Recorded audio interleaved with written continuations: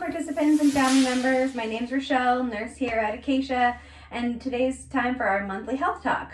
We're going to be talking about strokes and stroke prevention. So during a stroke, we want you to know that every minute counts. Fast treatment can lessen the brain damage that strokes can cause. Remember, time is tissue. The faster that you're able to get emergency medical services, the more likely you'll be able to recover or have less traumatic effects. Stroke treatments that work best are available only if the stroke is recognized within 3 hours of the first symptoms. So let's talk about signs and symptoms of strokes in men and women. Sudden numbness or weakness in the face, arm, leg, or especially on one side of your body. Sudden confusion, which would include trouble speaking, difficulty understanding what someone is saying, vision disturbances in one or both eyes, difficulty walking all of a sudden, dizziness, loss of balance or lack of coordination, or a severe sudden headache with no known cause. If you experience any of these symptoms, call 911 right away, or if you suspect someone has one of these symptoms. If you think someone might be having a stroke, remember to act fast.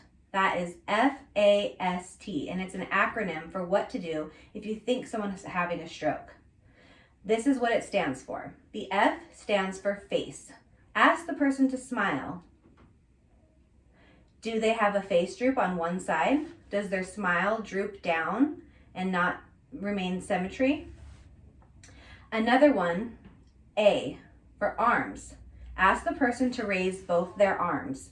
Does one arm drift down or the other arm, or are they able to keep their arms straight? If one of their arms drifts down, that could be a sign of a stroke. Thirdly, speech.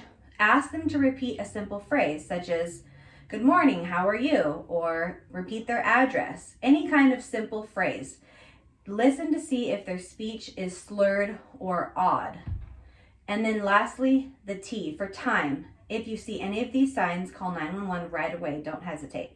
So that again is fast. F for face, A for arms, S for speech, and T for time. Now, if your symptoms do end up going away after a few minutes, you may have had a TIA, which is a transient ischemic attack. Although TIAs are brief, it can be a sign of serious condition that will not go away without medical help. Unfortunately, because TIAs clear up quickly, many people ignore them, but paying attention to a TIA can save your life. Tell your healthcare team about your symptoms right away. So now let's talk about stroke prevention. Some health conditions put people at an increased risk of stroke, such as high cholesterol, high blood pressure, diabetes, and heart disease. If you have any of these conditions, you want to make sure you follow all of your doctor's recommendations, take all of your medications as prescribed, and please notify your doctor if you're having any abnormal complications from any of these disease processes. And what we want to do is encourage healthy living.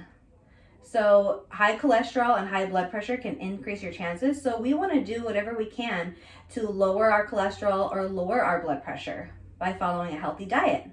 Low saturated fats, low trans fats, low cholesterol, limiting salt, adding high fiber can help prevent high cholesterol and lower your blood pressure, thus preventing a stroke.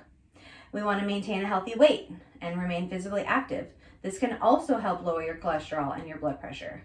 If you're smoking, we want to encourage you to please quit smoking as much as possible. Altogether would be amazing. Nicotine raises your blood pressure, and carbon monoxide from smoking reduces the amount of oxygen available in your blood. Cigarette smoke can also make your blood thicker and make it more likely to clot. And lastly, you want to limit alcohol. Too much alcohol can raise blood pressure. Men should have no more than 2 drinks per day and women only 1. Also, reduce stress. Increased stress can increase your blood pressure. We always want to make sure we're monitoring our blood pressure if we have hypertension, and that way you can let your physician know if you're having difficulty with your blood pressure, such as elevated blood pressure when it's not supposed to be. We want to reduce our chances of possible strokes, so please try to maintain your health as best as possible, and we can all try to help prevent strokes together. Also, be informed to look out for signs of stroke in your loved ones.